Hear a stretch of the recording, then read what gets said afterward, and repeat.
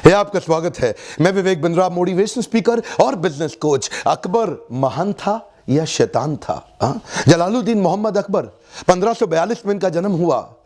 ये हुमायूं के पुत्र थे, जहांगीर के पिता थे, तीसरे शासक, सबसे सफल शासक रहे पूरे मुगल एम्पायर इस सारे शासनकाल के दौरान। बचपन में इनके पिता इनके साथ नहीं रह पाए थे, माँ भी इनके साथ नहीं थी, जिसके कारण ये काफी कठिनाइयां महसूस करी, पर वो स्कार, वो दाग, वो धब्बे इनके जीवन में नहीं दिखाई पड़े। बड़े फियरलेस, पावरफुल, मिलिट्री एक्सपर्ट के एक वॉरियर के रूप में ये बड़े हुए। वैसे तो बचपन से ये अनपढ़ थे, लेकिन बड़ी लाइब्रेरी 24,000 किताबों की इन्होंने अपने पास रख रखी थी। इनका मानना था मुझको पढ़ना नहीं आता, कोई बात नहीं, मैं उस काम पे फोकस करूंगा जिस काम पे कोई फोकस नहीं कर पाता। पढ़ाने के लिए इन्होंने लोग अपने पास रखे जो रोज शाम को किताबें खोल खोल के इन्हें कई किताबें पढ़ाते रहे। लगभग 24,000 किताबें डाइवर्स सब्जेक्ट पे इन्होंने पढ़ डाली और अपने शासनकाल के दौरान सबसे ज्यादा विभिन्न हिस्सों को उन्होंने अलग अलग स्ट्रैटेजीज के साथ जीत के दिखाया। शुरुआत इन्होंने राजपूतों के राजस्थान आमेर से करी। आमेर के राजा को तो ये बिना लड़े ही जीत गए और बाद में तो आपको पता ही है, आमेर के राजा जो थे उसकी पुत्री जोधाबाई से इनका विवाह भी हो गया। मैट्रिमोनियल अलायंस बिल्ड करने में बड़े तेज थे।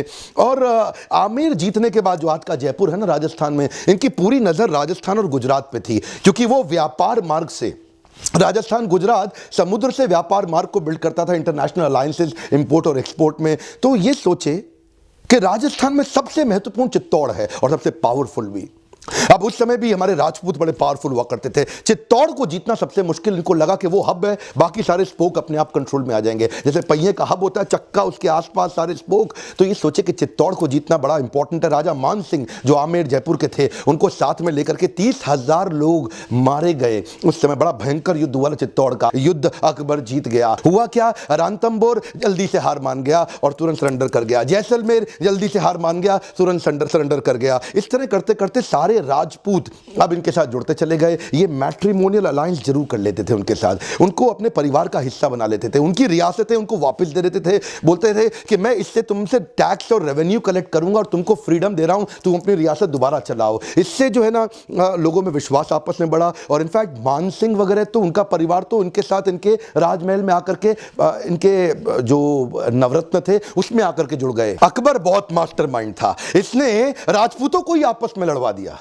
राजपूत से लड़ने लगे। इसने राजा मान सिंह जिसको अपने साथ में कर रखा था, राजा मान सिंह से महाराणा उदय सिंह को लड़वाया, राजा मान सिंह से महाराणा प्रताप को लड़वाया। ये पूरा राजस्थान तो जीत गया था, लेकिन छोटी सी एक रियासत मेवाड़, मारो मेवाड़ी सरदार जिस पे दोधारी तलवार राणा, महाराणा प्रताप का वीडियो आपने देखा होगा। इसने भारत के उस समय के नॉर्थ वेस्ट सेक्शन को पूरा कंट्रोल में कर लिया। कश्मीर से काबुल से कांधार तक और उससे पहले का जो बलूचिस्तान पाकिस्तान का हिस्सा है, वो नॉर्थ वेस्ट सेक्शन को उसने बड़ा मजबूत बनाया। ये शुरू से जानता था जब भी अटैक होगा भारत पे, ये सेंट्रल एशिया से होगा। सेंट्रल एशिया समझते हैं ना, कजाकिस्तान, तुर्कमेनिस्तान, उज्बेकिस्तान, किर्गिस्तान, ये सब, अफगानिस्तान, यहीं से सारा अटैक आता है। देखते हैं आप, हमेशा पंजाब के लोग फियरफुल हैं, हरियाणा के लोग बड़े पावरफुल होते हैं। अब आप उस तरह पाकिस्तान में जाएं, लोग बड़े लड़ाकू होते हैं। उसका कारण है जो नॉर्थ वेस्ट है, हिंदुस्तान और पाकिस्तान का ऊपर का सारा सेक्शन, ये लोगों पे बार बार इन्वेजन हुआ, इन्हीं के ऊपर बार बार आक्रमण किए गए।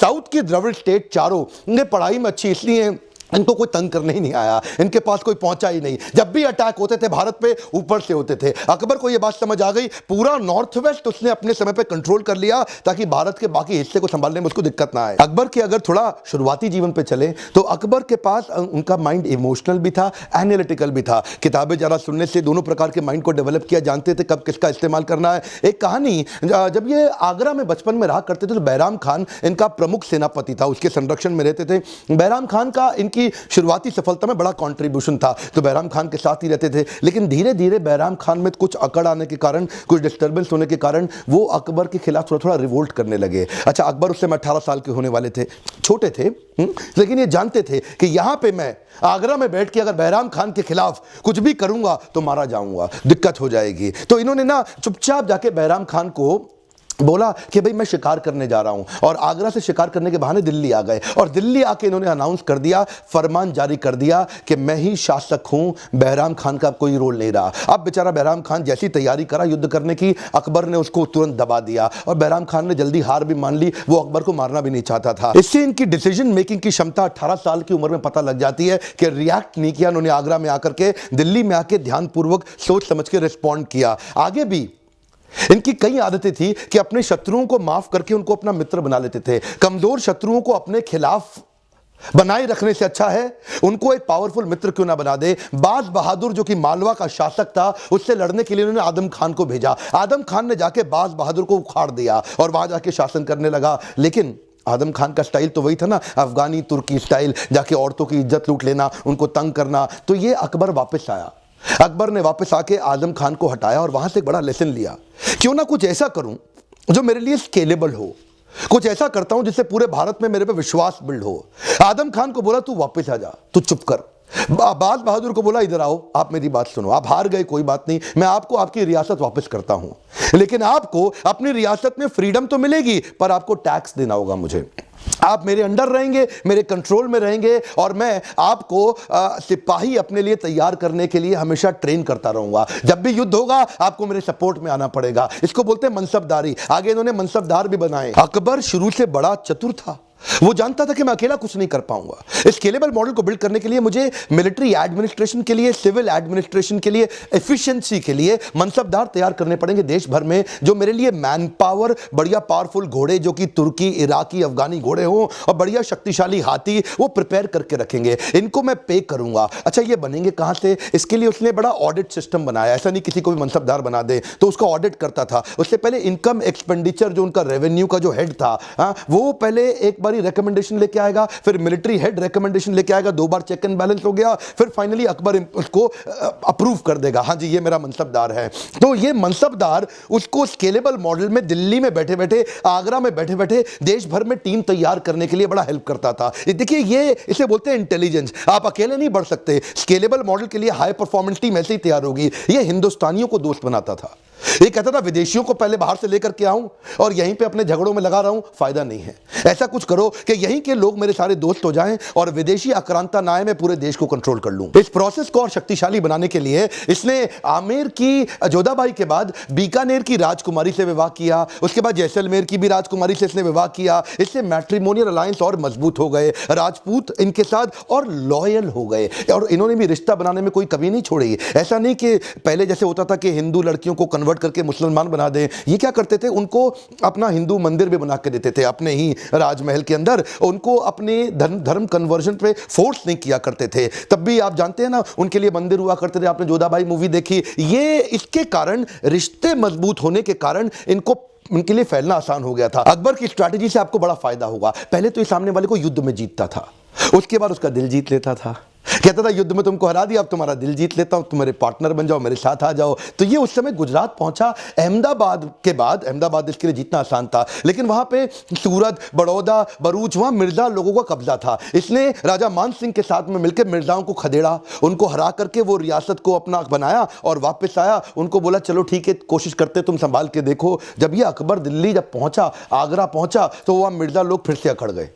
बोले कोई अकबर नहीं है जी, ओए हम ही देखेंगे, यहाँ पे हम ही मालिक हैं। ये फिर रिवोल्ट मार गए। अच्छा ये जानते थे कि अकबर आगरा से आएगा, उसको 60 दिन लगेंगे, 2 महीने का समय लगेगा। तो ये इतने में ये लोग अपने आप को प्रिपेयर कर रहे थे। इनको मालूम नहीं अकबर अनएक्सपेक्टेड, स्विफ्ट, बहुत तेज अटैक करता था। 60 दिन के रास्ते को अकबर ने फिर से 11 दिन में ट्रैवल किया। 3000 की सेना लेके आया, वो 20,000 थे और 3000 ने अनएक्सपेक्टेड ऐसा अटैक किया, मिर्जा लोगों को खदेड़ के फिर खत्म कर दिया। अच्छा इनके जो बचे हुए शत्रु थे वो मिलके प्लान करके अटैक करते थे। वहां पे उज़्बेकी लोगों का कब्जा था जौनपुर से बिहार और उड़ीसा की तरफ, तो उन्होंने यहां से अटैक किया और मिर्जा लोग जो लाहौर में थे, वेस्टर्न, देखिए वेस्टर्न और ईस्टर्न दोनों अटैक साथ साथ होने शुरू हुए और सबने सोचा कि अब अकबर बेचारा फंस जाएगा। लेकिन अकबर की स्पीड के बारे में नहीं जाना। अकबर फास्ट मूवर था। अकबर जौनपुर आया, यहां अटैक किया, इनको पीटा, अचानक भाग के लाहौर पहुंचा, लाहौर जाके उसको पीटा, फिर भाग के यहां आ गया। वो इतना तेज ट्रैवल लोग सोच नहीं सकते थे। अकबर ने टीम ही ऐसी तैयार करी। इसलिए मैंने बताया ना शुरू में मनसबदार, वो मनसबदार में ये कहते थे घोड़ा ऑर्डिनरी नहीं चाहिए, मुझे ये अफगानी, इराकी, तुर्की शक्तिशाली घोड़े चाहिए और हर आदमी पे 2 घोड़े चाहिए, एक खाली भागेगा और एक पे बैठ के भागेंगे, ताकि जो थक जाए उसके ऊपर बैठ जाए। इससे इसकी स्पीड बनती थी। इसकी स्पीड को लोग टॉलरेट नहीं कर पाए और ये पूरे भारत को कब्जा कर गया। अच्छा इसमें एक बात बड़े ध्यान देने की है, ये बनाता था हेट्रोजीनियस बटालियन ऑफ सोल्जर। ये हेट्रोजीनियस बटालियन ऑफ सोल्जर का मतलब क्या है, ये मिक्स्ड लोग लेके आता था। एक साथ एक लोगों की सेना नहीं रखेगा खाली। ईरानी, तुरानी, अफगानी, हिंदुस्तानी और उसके अंदर राजपूत, ये सब लोगों को मिक्स कर देता था। मिक्स इसलिए करता था किसी भी प्रकार से किसी एथनिसिटी पे, किसी धर्म पे या किसी भी प्रकार से कोई यूनियन ना बन पाए। ये लोगों को मिक्स इसलिए करता था कि ज्यादा एक्सक्लूसिविटी आ जाए तो रिवोल्ट होने के चांसेस बढ़ जाते हैं। ये ह्यूमन बिहेवियर को समझता था। मैं मारुति में ट्रेनिंग करते रहा हूं, आप मारुति हरियाणा का केस सारा का सारा लोग माने सर का जानते ही हैं। वहां क्या हुआ था, मारुति में भी यही दिक्कत थी। पहले केवल हरियाणा के लोग थे। जब एक प्रकार के लोग इकट्ठे होते हैं तो वो यूनियन को बहुत ज्यादा मजबूत कर देते हैं। तभी से मारुति ने क्या किया, केवल हरियाणा के लोग मत रखो, यूपी भी जाओ, वहां से लोग हायर करके लाओ मजदूर वर्कर, बिहार से लेके आओ नीचे उड़ीसा तक जाओ, एमपी, सीजी, छत्तीसगढ़, राजस्थान, ऊपर हिमाचल, उत्तराखंड, उत्तरांचल, सबके लोग लेकर के आए। वो मिक्स कल्चर हुआ। तो उसके बाद अब क्या हुआ, अब मारुति में आज दंगे नहीं होते हैं। मैंने बहुत ट्रेनिंग करी है मारुति में, आप जानते ही हैं। इसको बोलते हैं हेट्रोजीनियस बटालियन। मिक्स लोग रखो, आप डी रिस्क कर लोगे अपने आप को। अकबर की एक समझदारी का किस्सा सुनिए। उज्बेकिस्तान से जो वहां के सुन्नी मुसलमान थे, अब्दुल्ला सुन्नी, वो अकबर के पास आया। बोला देख भाई अकबर, तू भी सुन्नी मैं भी सुन्नी, और जो ईरान में पीछे यहां जो उज्बेक से ईरान का रास्ता जाता है सऊदी अरेबिया के लिए, जहां मक्का जाना होता है, बोला ईरान के जो मुसलमान है वो शिया है और तू और मैं तो सुन्नी है, हम दोनों तो भाई भाई हैं। ऐसा करते हैं, इस ईरान वाले को थोड़ा लपेट लेते हैं, इसको युद्ध करके हरा देते हैं, इसको खत्म कर देंगे तो हम लोगों के लिए, सबके लिए मक्का जाना आसान हो जाएगा और वहां ट्रेड रूट भी हमारे हाथ लग जाएगा। तो अकबर ने उसको जवाब में बोला, देख भाई उज्बेकी, ये शिया सुन्नी का झगड़ा मुझे मत सुना तू, मैं इस चक्कर में नहीं पड़ने वाला। मैंने गुजरात जीत लिया है। तेरे को अगर लोगों को भेजना है मक्का तो तू उज्बेकिस्तान से पहले गुजरात ले आ और मैं यहाँ समुद्र के रास्ते उनको मक्का भेज दूंगा, बिना झगड़े के काम भी चल जाएगा। देखिए अकबर जानता था कि ये लोग जब गुजरात आएंगे ना तो इनके पास ट्रेड बढ़ेगा। ये जानता था E is equal to E। क्या मतलब हुआ, economy is equal to empire. जहां पे इकोनॉमी है, जिधर पैसा है, वही एम्पायर बिल्ड करता है। ये गुजरात एक्चुअली जीत के इसलिए आया। देखिए बाहर तभी सब अच्छा चलेगा जब पहले आपके घर में सब कुछ अच्छा रहे। ये घर में जो उन्होंने अपने नवरत्न बिल्ड किए थे ना, इसकी तारीफ मैं पहले भी कई वीडियोस में कर चुका हूं। हाई परफॉर्मेंस टीम तैयार करने में ये एक्सपर्ट हैं। इनकी पहली बार किसी मुसलमान शासक ने पूरे मुगल काल में अपने हिंदुओं को अपना मिनिस्टर, अपने नवरत्न बनाए। राजा मान सिंह, तानसेन, राजा बीरबल, राजा टोडरमल, ये सब हिंदू राजा थे। और इनफैक्ट अब्दुल रहीम खाने खाना, उनकी जो माता थी ना, वो भी कृष्ण के लीनियज में से आती थी। वो सब भी कृष्ण के पुजारी हुआ करते थे। अब्दुल रहीम खाने खाना की जो माँ थी। तो ये जो इंक्लूसिवनेस इसने अपने नवरत्नों में बिल्ड किए, इसमें डिसीजन मेकिंग के कारण इनकी कमिटमेंट और बढ़ गई। पूरे भारत देश का दिल जीत पाने का एक और कारण था कि अकबर की एक पॉलिसी थी, possibility of conversion to and from Islam. क्या मतलब हुआ, आप इस्लाम में आना चाहते हो, आपका स्वागत है। आप इस्लाम छोड़ के जाना चाहते हो, आपको बधाई है। ये अकबर एकमात्र ऐसा शासक था जिसने जबरदस्ती नहीं करी। इसने तो एक कॉमन धर्म बनाने की कोशिश करी, जिसको बोलते हैं दीन इलाही। इसने सारे धर्मों के लोगों को साथ में लेके आया, चाहे आप सिख हैं, जैनी हैं, पारसी हैं, जिनको बोलते हैं ज़ोरास्ट्रियन, आप हिंदू हैं या आप क्रिश्चियन हैं, उन सबको उनकी कॉमनैलिटी लाके जोड़ने की कोशिश करी। इसको बोलते हैं सुलेह कुल। क्या मतलब हुआ, पीस टू ऑल। इसने बना दिया कि इबादत खाना वो था एक कॉमन सेक्शन, जहां सारे धर्म के लोग आकर के मिल करके अपनी अपनी पूजा कर सकें और एक दूसरे से चर्चा कर सकें, एक डायलॉग बिल्ड कर सकें। इनफैक्ट मीराबाई जो इनके शत्रु राजा की पत्नी थी, ये चुपचाप भेष बदल के मीराबाई के कृष्ण भजन भी सुनने जाते थे। अपने साथ तानसेन को भी ले जाते थे, आओ तानसेन चुपचाप सुन के चल के।